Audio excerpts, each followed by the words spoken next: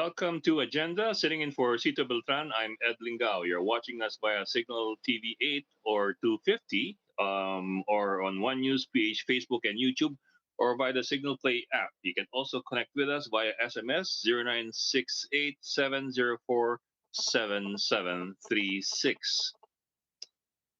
Meanwhile, it's now time to take a look at the front page of Philippine Star.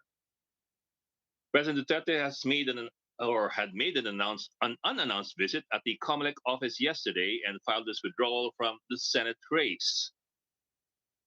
The president's move came hours after a longtime aide, Senator Bong Go, formally withdrew his presidential candidacy. The palace claimed that Duterte will retire from politics after his presidency in 2022. Investigators have traced 2 to 4 people behind the hacked BDO accounts. However, they declined to publicly identify these people. Now, based on the initial assessment of the NBI, a local syndicate may be behind this incident. And the health department warns that the Omicron variant may cause higher peak of COVID-19 cases in the country.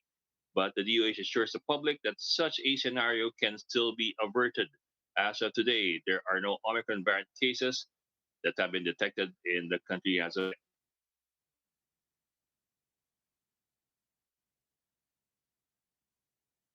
And it's official, the president has withdrawn his certificate of candidacy for senator. Just hours before him, his longtime aide, Senator Bong Go, also withdrew his candidacy for president, leaving the current administration without a candidate in the upcoming polls. How does this affect the landscape of the 2022 elections? And what will happen to their political party, the PDP Laban? We find out from Tony Viña, the former dean of the Ateneo School of Government, as well as from Professor Dennis Coronacion, the head of the UST Political Science Department. Gentlemen, thank you for joining us and good morning. Good morning. Good morning. Yes, sir. We're happy to have you with us. Of course, we begin with the very obvious yung nangyari kahapon. You had the president and Mr. Bongo finally for withdrawal. I suppose in the case of Senator Bongo, it was a long time coming kasi medyo tagalan niya sinabi yun. In fact, I think some people were even wondering, mag-withdraw ba talaga si Senator Bongo? Hindi. And then it finally came yesterday, tapos humawal pa yung Pangulo. What do you make of that? Ayun nga, si Bongo mukha namang expected, pero yung Pangulo, was that also expected? Well, for me, expected siya kasi feeling ko na drag lang siya to file, no? Kaya sabi ko palagi, what I said is that he came to his senses, no? President Duterte came to his senses, di ba? That doesn't make sense talaga. It didn't make sense for him to run. In the first place, kung tatakbo siya, manalo siya siguro, but 8, 9, 10, 11, 12 place, di ba? Pilitan. Because many of his supporters doesn't necessarily want him to be senator. Pangalawa, he wouldn't be able to function as a senator. Alam natin yon, di ba? The senator's job is more difficult than congressman. Wala kang and he doesn't like the job in the first place. And mahirap na trabaho yun. You have to be present eh. Hindi pwedeng walang delegation. Hindi ka pwede mag-delegate ng attendance mo, di ba? So it made sense for me. And overall, it made sense. It's basically the collapse of the Duterte, President Duterte, yung political, sabihin mo na lang, political power block. Control of Philippine politics, no? Talagang nakita natin 2 months na ito, nag-shift siya to Bongbong Marcos, di ba? Yung support ni President Duterte really has shifted to Bongbong, and mukhang immovable siya from there, whatever the president did. So parang ganun lang nakikita ko nangyari. Yeah. But I'd also like to, and Professor, I'd like to discuss further that point about Bongbong Marcos and the shift to Bongbong Marcos. But before we go there, good point there about the president probably not wanting the job in the first place in the Senate. Kasi we saw his performance as a congressman in 1998 to 2001. And in Congress, it's easier pa nga for you to disappear into Congress kasi you have 200 people around eh. Unlike in the Senate, that 23 lang kayo kung sakali, di ba? So obvious pag hindi ka pumapasok. Every day yon, every day. O Monday to Thursday yon, di ba? Imagine that. Every day, sana si President, di ba? Sana si Senator Duterte. But and even that, Mhm. di ba? President Duterte, tatawagin ka Senator Duterte, what a calm down, di ba? Mhm. And Yeah. hindi siya Yeah. But mananalo, although, that I'm sure of. Hindi siya mananalo as Senate President, and no way. mhm. Mhm. Mhm. The Well, let me President-elect bring in. will not support him. Sorry, Dennis. Yeah, well, sir, and let me just say, What is, sir?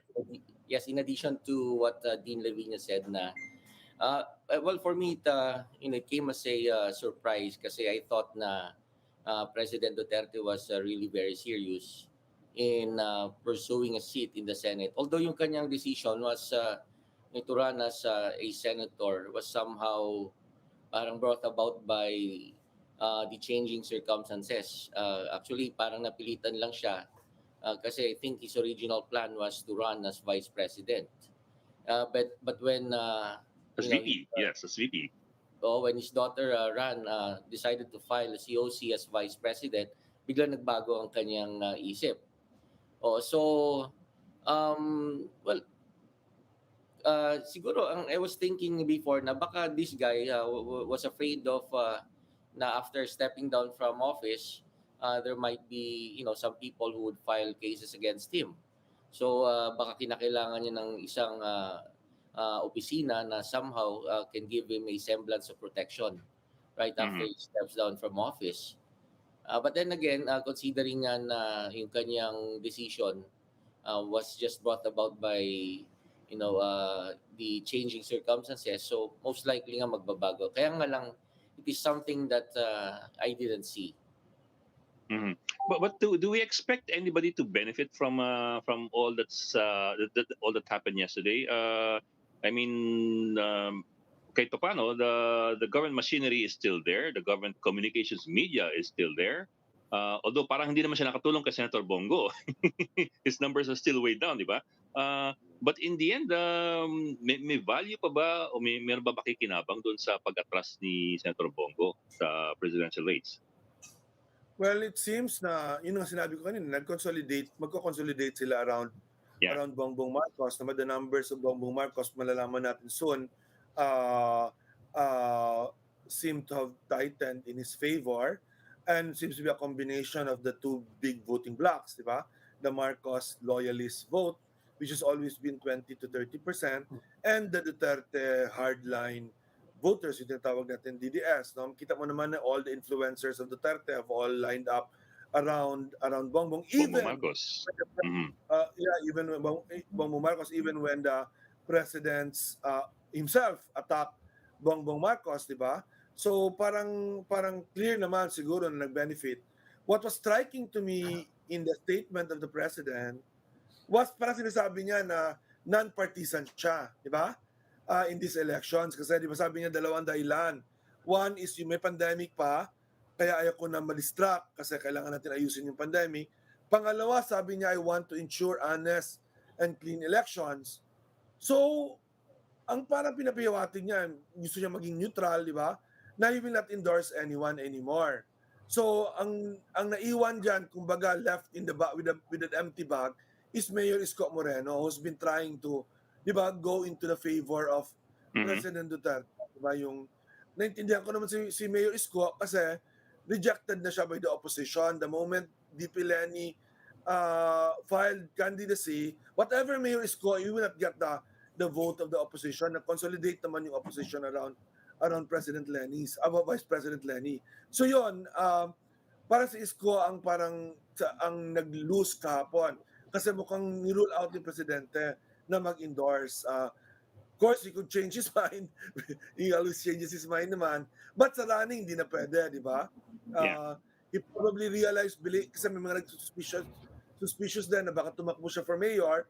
You know, for the first time, endangered ang mga Duterte sa Davao, sa mayor Yeah. race at sa congressional race kasi there are good candidates against Si Baste, si Ruy Lopez, Lopez. and against Paulo Duterte, si Maglana. Maybe he wants to concentrate, maybe he wanted to replace Baste kasi dati pwede, you could withdraw voluntarily and then replaced by someone with the same family name. Pero wala na yon, bawal na yon. You can only be replaced if a candidate is disqualified Disqualified or or if a dies. candidate dies or incapacitated, yung hindi na pwedeng tumakbo, di ba? So wala na Mhm. rin. You cannot be mayor of Davao anymore. Curiously, ano, the president's staff, they now call themselves new tertards and mga Duterte. It's a funny play of words kasi Duterte can mean can imply neutral or neutered. So and those are two completely different words, and one of them is not particularly good. Prof, kayo, what do you think? Okay, but, continue with that discussion. Sino makikinabang dito? Well, yung considering the insignificant, relatively speaking, the insignificant numbers in the surveys of Senator Bongo, I don't think na hindi pa nga yata tumabot ng double digits eh. So I don't think it's No, going. single digit lang. Mm. Oo, so I really don't think na his withdrawal is going to affect the numbers of the other presidential candidates. If ever, sabi nyo nga, since meron pa namang I think buhay pa naman yung political machinery ng ruling party, tsaka yung kanilang resources, I think yun na lang siguro mahahabol, pakikinabangan ng kung sino man ang i-endorso ng Pangulo, if ever is going to endorse. And at this point, I don't think he's inclined to endorse anyone. Kasi if you're going to look at the history of the president's relations with this most of these presidential candidates, parang halos lahat yata yan meron siyang issue na yun, nakaaway niya na. Mhm. So, Mhm. if you will go by the president's personality, abrasive, I don't think na mag-endorse pa siya. Unless of course his daughter is going to intervene para makuha niya yung endorsement ng kanyang father para sa kanyang running mate na si BBM. Na at this point, I think it's very unlikely. Mhm. Mhm. Yeah. Pero on that point, sige, Dean, go ahead, Dean. After all he said, mahirap na endorse niya si BBM, di ba? Ako may slight possibility na si Isko kasi yung away naman niya kay Isko very very minor naman yung away Medyo niya shallow yung away nila eh. Mhm. shallow yung Mhm. away niya, and then Isko has been really, di ba, been going after him, di ba? Nangliligaw talaga si Isko this last 2 to 3 weeks, di ba? So siguro may konting encouragement tungkol doon. Pwede rin trap, di ba? Parang ano ka Mga asap, kasi no? well, para lang even to strengthen BBM. But may isang implication pala dito na nasabi ni Prof no na gusto kong emphasize. Ang left also holding an empty bag here is PDP Laban, di ba? Yes, certainly. The majority party has no candidate for president, vice president, has an orphaned Senate slate, di ba? An orphaned Senate slate, orphaned local government positions na a month ago, 2 months ago, pinag-aawayan kung sino ang Mhm. PDP Laban. Ang daming, Mhm. ngayon, nobody cares. Everyone's trying to find another party with a presidential candidates that's viable, di ba? Kaya importante yung desisyon para sa akin kasi, importante sana ma-save yung mga political parties natin, di ba? So, importante yung desisyon ng COMELEC. Sana pumanig naman sila at least makita naman natin the real faction in PDP Laban is the Pimentel faction, di ba? Hindi siya fly-by-night faction. Talagang seryoso siya sa political party niya. The rest was really just Duterte, following where Duterte went, who really didn't care about the political party called PDP Laban. Convenient lang yun sa kanya. So yun ang nangyari. We will see soon. Suddenly, wala ng PDP Laban, congressman, wala ng PDP Laban. Yan ang mangyayari talaga. Mag-exit din sila doon. Because it doesn't make sense for them to stay. Pero din, well, sa bagay, the political party system in the Philippines has always been problematic eh. And much as we wanted to have it reformed, it's been always pretty slow. But more so, I suppose in these elections, mas lalong malaki ang ang rigo doon ang nangyari sa political party system eh. In fact, halos lahat ng political parties are not represented in the presidential candidacies. Surprisingly, talagang wala. Bumitaw lahat. Lahat lumipat sa mga mga bagong gawa at mga sumulpot na lang bigla na parang kabuti ng mga political parties eh. What does that mean for us in the future of when you look at the future political parties in the country? The same parties who've been trying to reform have basically now thrown in the towel.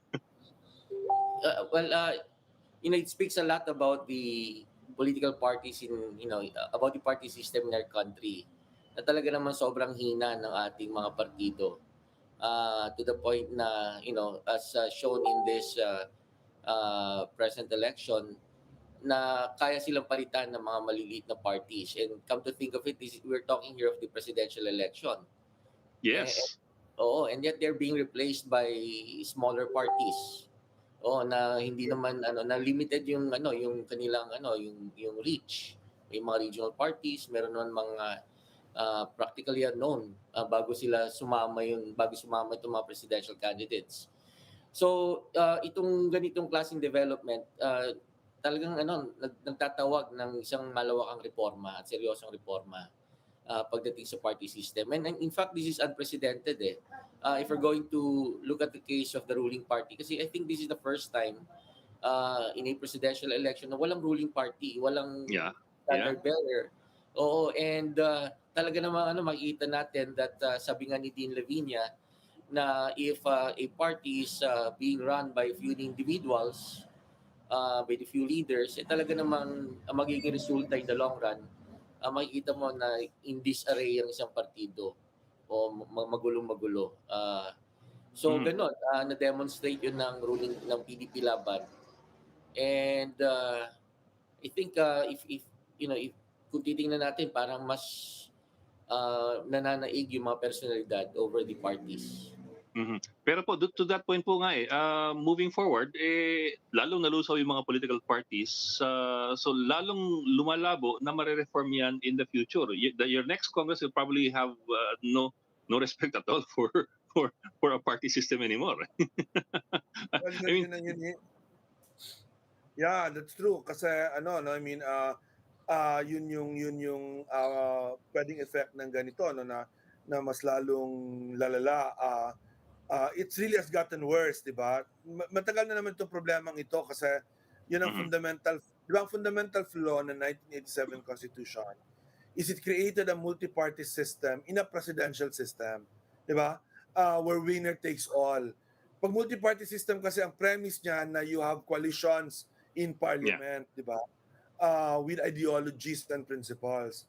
We didn't have that from the very beginning kasi we reverted back to the old presidential system based on a two-party system like the US. So ganun talaga, it's a fundamental flaw. It can only be fixed to constitutional change, no? And so sana, I always said that if you want constitutional change, do it on the first year of presidency, not on the last year of the presidency. Sana we can do it this time. Whoever wins, di ba? Sana naman yung whoever wins, makita niya yung kanyang legacy, di ba? May legacy na pwedeng gawin na long term na gagawin. Otherwise, talagang hopeless siya. We just have to rely on families, on individuals, and look at where that has brought us, di ba? Si Dean talaga parating optimistic eh. Ay, kailangan, alam mo, Ed, whatever the numbers are, I tell the young people, kasi that I talk to them a lot, ni Dennis, we teach, di ba? Never to lose hope, never to give up. We've been through this for many years, di ba? Basta wag lang magpatayan, yun lang ang kaysa akin above all. Di ba? Peaceful yung elections, magkaroon ng permanent peace settlement with the NPA and the NDF. Wag lang tayo magpapatayan. We can go through 6 years of bad governance. Besides, to shift the topic a little bit, but importante ito sa elections, Ed, there'll be a tectonic shift sa governance next year. Talagang shift to local government. We cannot Mandanas ruling. Mandanas ruling, di ba? napaka-insignificant ng national government in many aspects of our lives. Foreign policy, siyempre, importante yon, di ba? Monetary policy, importante yon. But day-to-day, irrelevant ang national government. Wala na silang pera eh. Wala na silang pera. It will go now to local governments. It will go to the big cities. It will go to the provinces that have, di ba, progressive, visionary local officials. So, feeling ko, regardless of who wins, will be okay. Because we have enough, alam ko yan kasi I've taught many of them. We have enough good mayors, enough good governors, a lot of young politicians that are very good at the local level. Vico Soto, for example, is one of those. I mean, and so I'm very hopeful for the country because of that. Could that possibly play a factor, or could that possibly have been a factor in the apparent disinterest of a lot of political parties in the national play next year? I mean, is that a possibility, or it's a bit too far-fetched? A stronger set of LGUs versus a weaker national government. I possible. Local government officials know na the shift is teutonic next year. No, they have a lot more say and a lot more money. Power. And a lot more well, because they have a lot more money. Yun ang di ba? Yun ang Thailand, di ba? They have a lot more money and the national government has very little money left, di ba? Lalo na marami tayong masyadong mandates na ang daming utang. Mandate, mataas na sweldo na sa mga sundalo, yung mga all of those things na ginawa ni President Duterte for political popularity, pero without money, how can you continue that, di ba? Yeah. Let me go back to the question of Bongbong Marcos and the president himself. Of course, we do all recall ng mga 2 or 3 weeks ago, niretrato ng Pangulo si Bongbong Marcos mismo. Now, there's been a bit of debate on whether that was a serious attack by the president on Bongbong Marcos, or whether that was actually part of if you want to be a bit more conspiratorial, medyo inoculation being a communications theory, you try to inoculate somebody by injecting a bit of resistance to him so that support for him will harden and will consolidate. What do you think, professors? Meron ba talagang kiskisan between the two, or in the end, are we going to see we're also such good friends and let's unite and move forward? Well, I think it's a bit hard to accept yung theory, yung inoculation theory, wherein parang ang ginagawa ng presidente is to test Bongbong Marcos already bago pa man siya ma-criticize later about the same issues.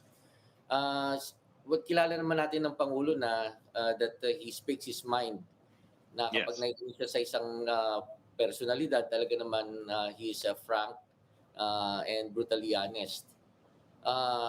Tapos another problem with that theory is that parang we are attributing to the president and his allies something that hindi naman yung bang meron silang sobrang talino na they'll be able to come up with a grand scheme in order to push forward a certain candidate. So sa tingin ko mahirap paniwalaan yung inoculation theory. Ako din, I think walang basis yun. I think nakita naman natin na ito si President Duterte, si Sara Duterte, si Bongbong Marcos, they're not coordinating their actions. Di ba nakita kahapon, di ba si Sara Duterte says, my number one senator is President Duterte. And then sa hapon biglang nag-withdraw, di ba? So hindi naman sila nag-uusap, alam naman natin yon. I think it gives too much yung conspiratorial Now, it's conceivable na President Duterte will endorse Marcos. Yes, that is no naman for that in local politics. Kaaway kanya ngayon, kaibigan kanya bukas. So, kung kaaway kanya, may basis ba o hindi, he will throw everything. Di ba? Yung sink and water. Even the kitchen sink. Kitchen sink and everything to you, di ba? But the next day, magkaibigan na kayo, I love you. Di ba? Actually, you will see that in the Duterte-Nograles relationship. Yes, yes, yes. I used to listen every Sunday. Nakikinig ako when he was mayor kasi it was fun to listen. These attacks by the Duterte, by the senior Nograles, and Speaker Boy was my friend, and si Mayor Duterte. Every time I'm in Davao, pag nasa Davao ako Sunday, makikinig ako dyan. Akala mo talaga na magpapatayan na sila, mag-jewel na sila, di ba? Magkita na sila sa sa Bocanoan or sa San Pedro or sa whatever, para magbarila na, magpapatayan na. But look, naging kaibigan sila. Carlo is now, right Yeah, there the in the cabinet center. secretary. The cabinet spokesman right now. So parang it's not inconceivable na nearer to the elections, President Duterte will praise Marcos. Yeah. As if he didn't attack him at all. And the president's also cunning. He's very politically cunning. Sometimes hindi mo talaga malaman if he's playing around with us or if it's all pre-planned. Parang bigla na lang bulaga. But I'm sorry about that, Ed. I think he's way past his prime on that already, di ba? Parang because to be that, you have to be alam natin kasi even us, we are not politicians but we are political animals, di ba? Talagang nakikinig tayo, nagsusunod tayo. You have to be politically wily and strategic. You have to be awake 24/7 to the political development, di ba? And you have to reach out, you have to listen. Di ba? Ako, 24/7 ako literally as a political analyst, di ba? I may be wrong, but for sure I'm not misinformed. Kasi talagang I'm just interested regardless of what is. I'm just interested, di ba? Ganyan naman si President Duterte noon sa chismis, sa ano. But we know that he doesn't have that kind of day anymore na 24/7 day, matagal na. So you can't be politically wily if you're not awake 24/7 in politics during election time.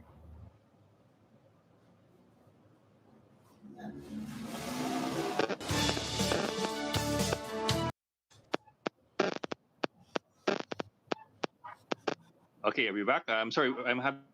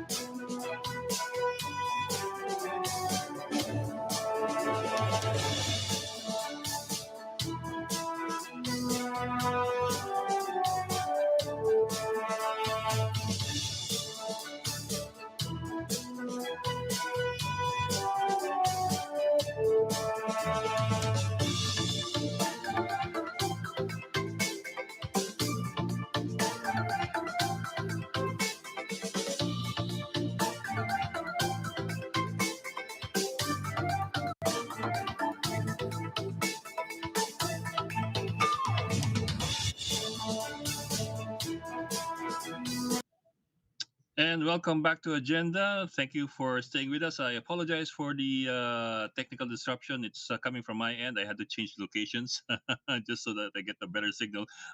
So welcome back to Dean Tony Lavinia and Professor Dennis Coronacion. Again, I apologize for the inconvenience and for the quick change in background. You know, it happens. Yes. Anyway, I like to. We were having a very good discussion a while ago. I'd like to go back to that. Just yesterday and just 2 days ago, I saw an interesting post from Mr. Harvey K, one of the supporters of Lenny Robredo. I find it interesting because he mentions the results of a survey that has not even come out yet.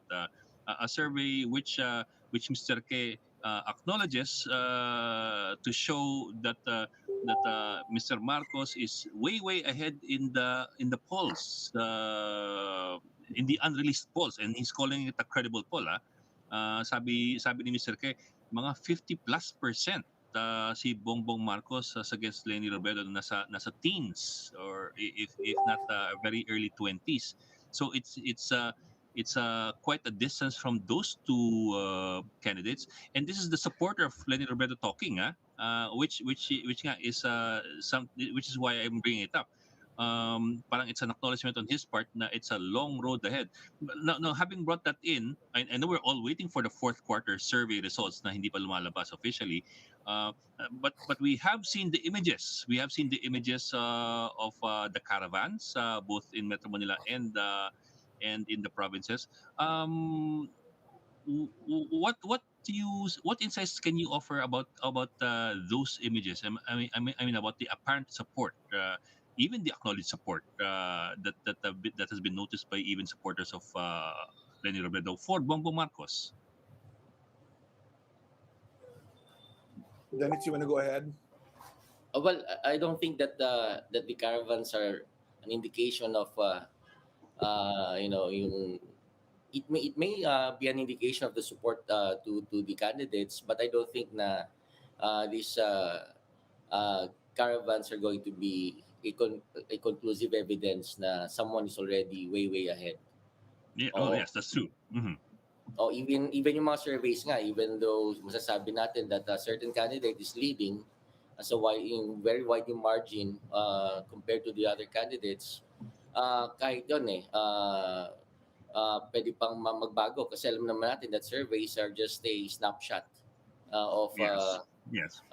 yeah. So talagang at this point I don't think na we can conclusively say that someone is leading compared to the other candidates.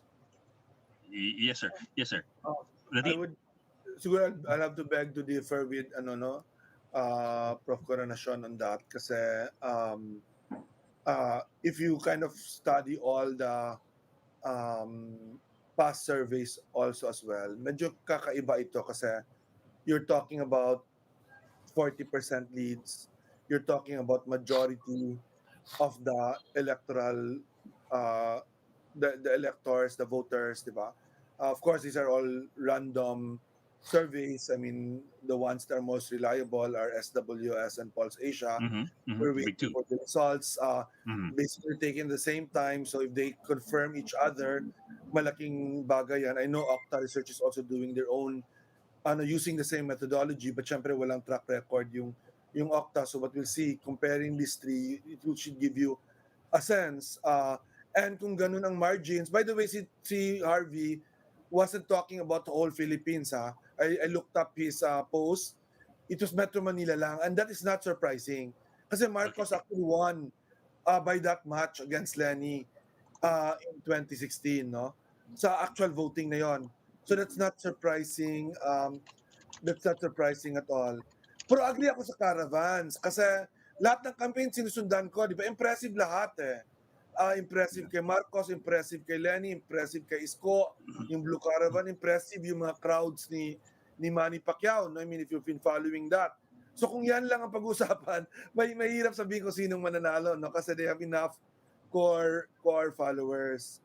For me, the Mm-hmm. real signal for me na Marcos, in fact, has a real lead. And importante kasi sabihin yon kasi no matter what candidate you have, Diba? You have to start with what is realistic and the realistic numbers, diba?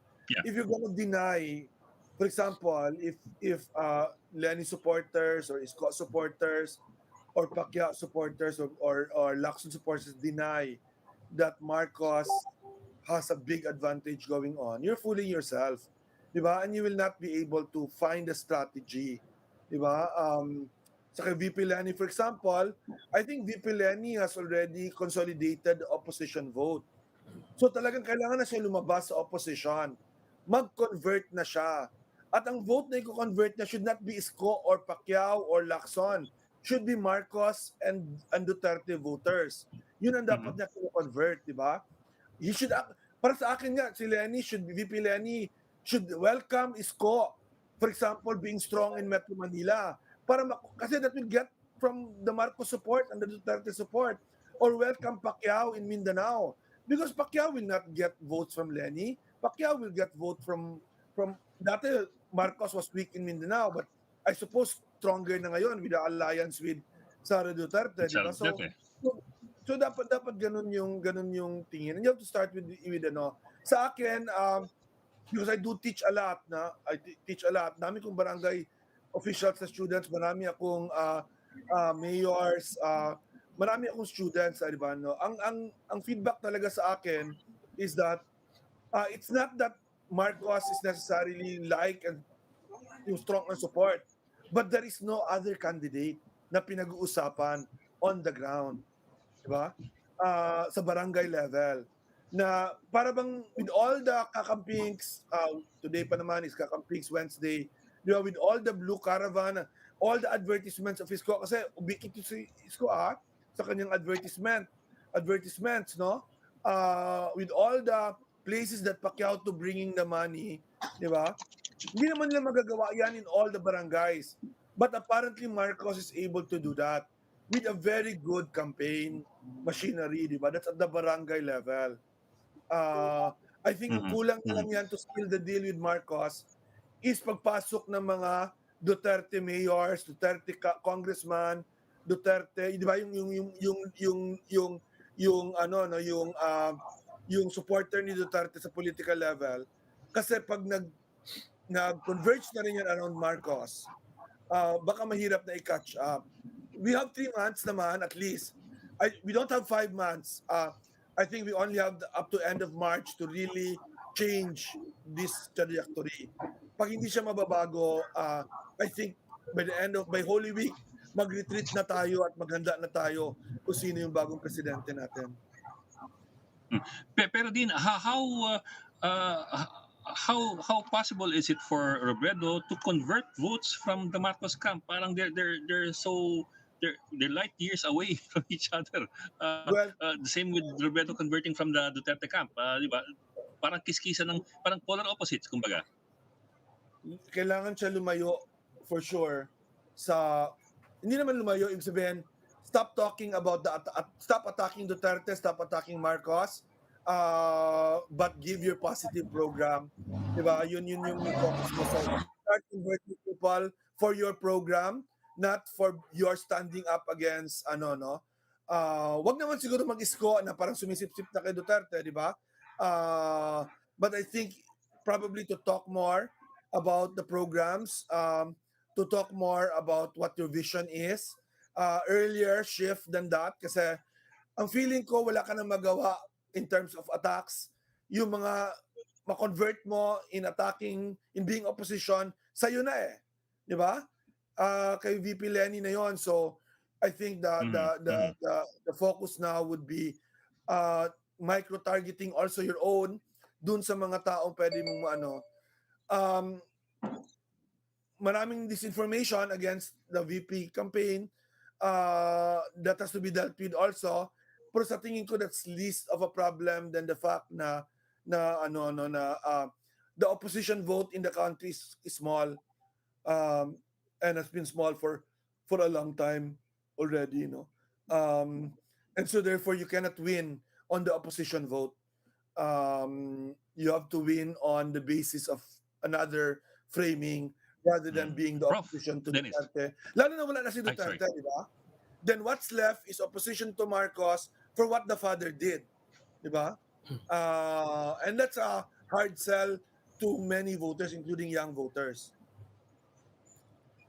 Well, Sir Ed, that's a really good question kasi ang talaga namang you couldn't help but notice the wide disparity between the numbers in the surveys of BBM at saka si Vice President Leni Robredo.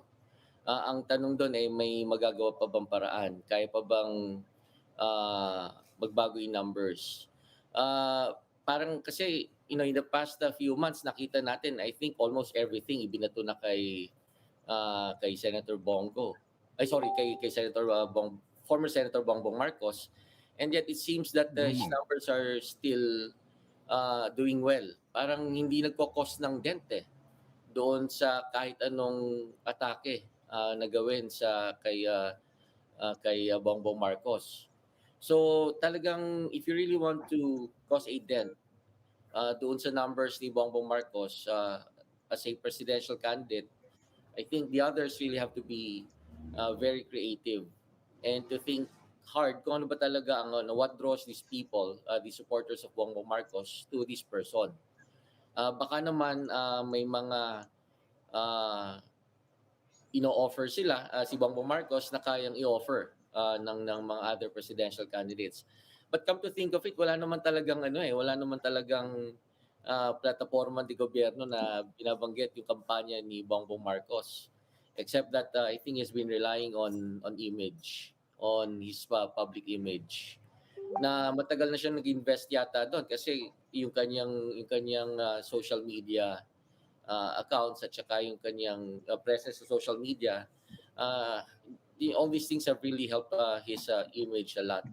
To the point na yung nga sinasabi ng mga kritiko niya na binabago na yung kasaysayan ng Pilipinas, lalo na nung nangyari yung panahon na nangyari sa martial law. So, in short, mahirap at this point na mabago yung numbers. So, the other candidates really have to be very creative. In connection to all of this, kasi we had a discussion last night with Dean Dumanhit of Stratbase, and some interesting points that he raised. Sabi niya, from their findings in their studies, as far as the voter is concerned, walang issues at all against Bongbong Marcos. No issues at all against Bongbong Marcos, and that's why for a lot of people that they've talked to, mukhang clear yung clear yung air for Bongbong Marcos. At the same time, going from their past studies and surveys, yung dikit na issues for voters, very important issues for voters are integrity, honesty, no corruption, mga ganon. So we're asking Dindo, kung ganon, how do you reconcile those two? Walang dumidikit na issues against Marcos, pero on the other hand, very important sa voter yung integrity and honesty. Pero all these controversies that have been raised against Marcos, they're undeniably they're out there. Some of them are Supreme Court rulings, some of them are already facts that are well established, and yet walang dumikit. Where's the divergence? So, saan hindi nagtutugma yung dalawa? Well, memories are short, first of all, di ba? And the fact is, nakatulong kay Marcos pala na 6 na taon siya wala sa limelight, di ba? Did Bongbong Marcos did anything bad in the last 6 years, di ba? Wala nga naman kasi wala naman siya ginawa masyado, di ba? Except the protests against. So it actually helped him na there's no recent issue involving Marcos. Even as a senator, wala masyadong na masasabi ka na negative against. So it's really the legacy of the father, what he did during the time of the father's di ba? Rule, and to be honest, na convinced na natin isang subset of voters about that, but the rest either do not believe it, yung mga Marcos loyalists, or do not care about it, yung Duterte supporters, as well as yung mga new voters na so talagang may disconnect siya in that sense. I mean, kaya of course, this information work. Let's be very clear about that, di ba? Talagang malaking ating pagkukulang doon sa educational sector, sa media, traditional media, that we allow this information to prevail in the last 6 years, no? I mean, or the last 5 years na nangyari siya na ano. But water under the bridge yan, I would go back to what I said kanina na you have to be able to show your candidacy on its own. Ano. Alam mo, Ed, for me, if Marcos won, it is not because of him. He won because there was no better alternative than him in terms of a campaign, di ba? In terms of presenting an alternative. Kasi right now, the truth is that may path to victory ba si VP Robredo or si Mayor Isko? Yes, but it's a very strange path to victory, no? Si VP Robredo pwede siyang manalo if Isko is able to di ba, increase his numbers but not higher than Robredo, di ba? So that, di ba, Isko can grab 20% of Marcos, for example, voters. Kung nag-50% si Marcos ngayon, kung magkuha ni Isko 20% dyan, may iwan 30% na lang. And then si Robredo, maybe around 2020, baka umakyat siya to 30%. Pacquiao can... So it's a strange way of victory, but yung yung FVR victory, di ba? FVR won on 23%, no? Because Miriam got 22%, Danding got 18%. So yung gano'n na that's the only way na nakikita ko na manalo any of the other candidates to peel away, di ba, the votes, di ba? And of course, to have other candidates peel away the votes. There's the big elephant in the room, in disqualification. That I cannot even predict what will happen. Because may reason talaga ma-disqualify si Marcos. Meron ding reason na hindi siya ma-disqualify. I mean, legal reasons. So the COMELEC can go either way. An independent COMELEC ay hindi ini-influence ni President Duterte or by anyone. An independent COMELEC can disqualify or cancel Marcos COC, and an independent Supreme Court can cancel or disqualify or allow Marcos to proceed. So that's elephant in the room yan. That we won't even know until probably a week before election or maybe even after election day. Kasi the Supreme Court will take a while to decide the mode of election. Yes. But Prof, before let me push this forward with Dean Lavinia. Given how heated things have become and given how much support, for example, from how much apparent support Bongbong Marcos already has, I mean, hindi din ba nakakatakot na, kung biglang ma-disqualify si Bongbong Marcos, you will have all his supporters spilling out in the streets protesting. Parang a virtual, maybe virtual is the wrong word, pero parang a negative image or the opposite image of EDSA 86. That's true. No? I mean, and that's the strongest argument for his candidacy. That's a legal argument also, Ed. Di ba? It's a political question. Lalo na kung umabot siya ng election day, di ba? Ni-disqualify mo siya after election day. Naku, talagang yun. Talagang mainit na mainit na. Kung nanalo siya, di ba? This early, baka pwede pa, but there are also solutions that Aimee can replace him, for example, no? And then baka sure naman nanalo si Aimee kasi people will see na inoppress yung mga Marcoses, di ba? So baka magka-counter naman yon. May effect naman na gano'n. But that is an argument in favor of Marcos na this is a question that the people should decide. But pwede rin kasi technically na talagang disqualified siya kasi na-convict siya at hindi niya binayaran. It looks like hindi niya binayaran yung fine niya. And this is a crime involving moral turpitude kasi tax evasion. Prof? Well, setting aside yung mga legal arguments, yung legal points, I think yung sinasabi ng kampo ni BBM na let this thing be settled, yung disqualification issue, that let it be settled through elections. Sa tingin ko parang very it's an impressive way of putting things or answering yung ganung klaseng criticism. na instead of settling it through legal means na baka nga totoo na ma-disqualify, there might be, some reasons for him to get disqualified. Pero na somehow I think nasway niya yung public opinion doon, that let it be settled through elections rather than through legal cases. Mhm. Oo. So from the vantage point, I think of political strategy, mukhang nakalalamang naman doon si BBM. Mhm. Mhm. Mm. I don't know exactly how to ask this, but let me take a stab at it, and and hope that it doesn't come across as as too surreal. Pero uh, how have we come to this? After 1986, we wrote history in a certain way, and now it looks like history is going to be rewritten, if I'm getting it right. I mean, not with certainty, of course, pero with the way things are going, unless the trend changes, will the history books see a rewriting? It's the failure of the EDSA project, di ba? Uh, Flawed kasi yung restoration of democracy. Bumalik tayo sa pre-1973 system na talaga namang nakasenter na yun sa families, nakasenter na yun sa individuals. We did not put an anti-dynasty provision in effect. We did not, the constitution did not allow for the formation of strong political parties, di ba?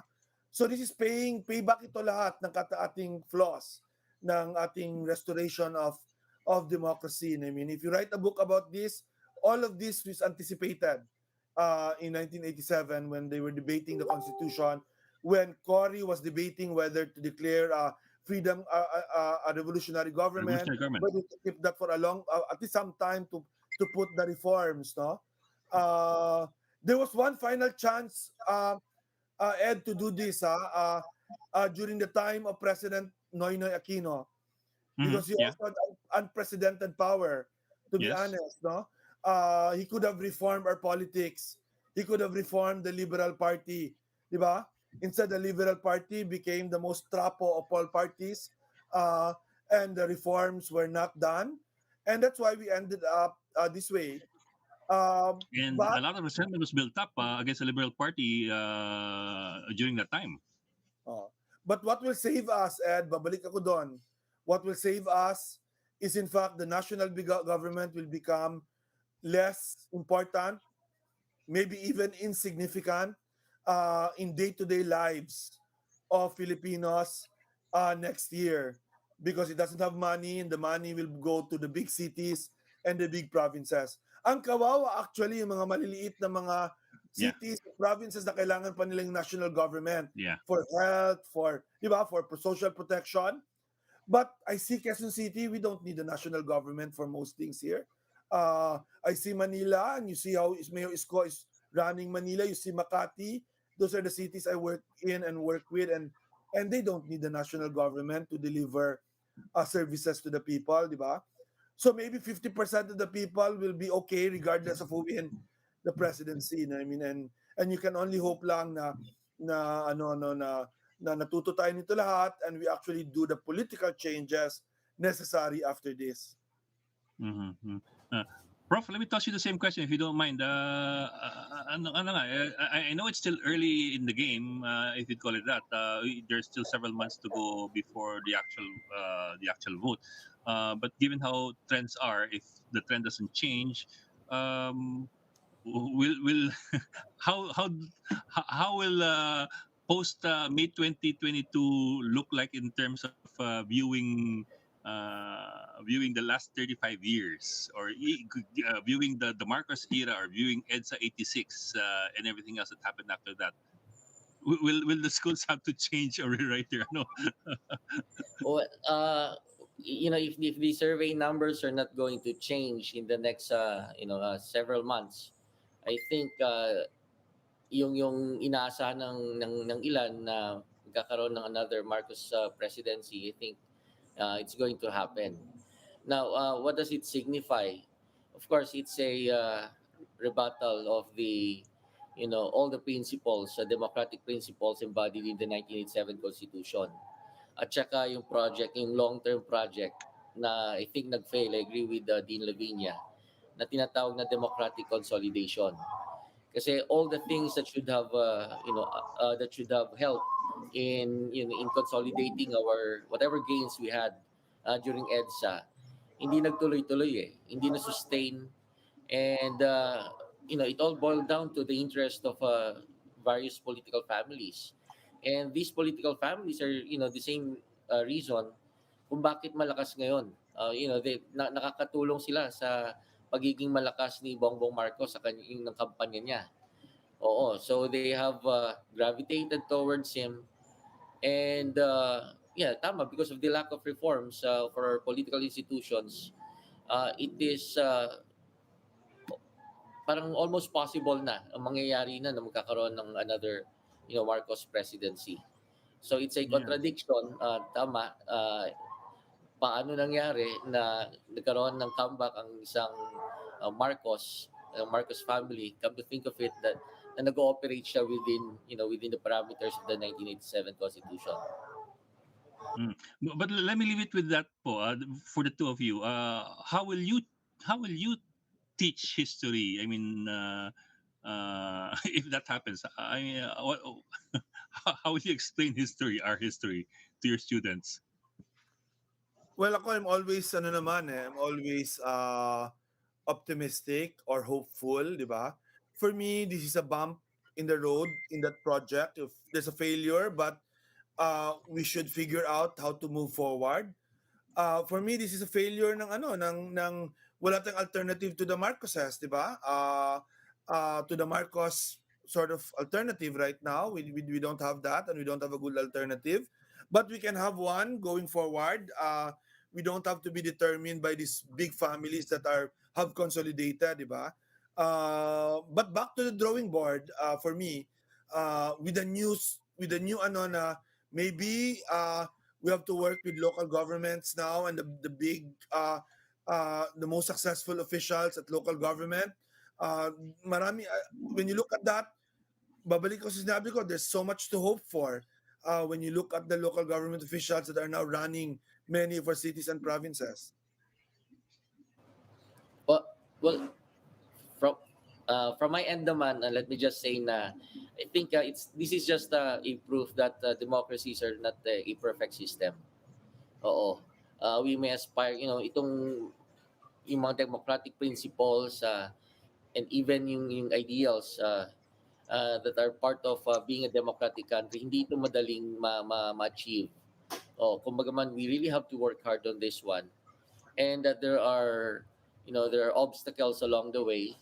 Hindi siya linear, yung democratic consolidation is not going to be a linear path. Maaring lumiko yan paminsan-minsan. But the point there is, I think this can serve as a lesson to us, as a community, na kinakailangan talaga nating seryosohin yung ating pagrereforma ng mga institusyon para mabawasan yung mga ganitong klaseng ganitong klaseng mga aksidente sa ating kasaysayan. Ang political parties, napakahalaga ng political parties, Ed, kasi Yes. di ba? Yes. Otherwise, personality ka lang or family. Yes. And it's not a good way, di ba?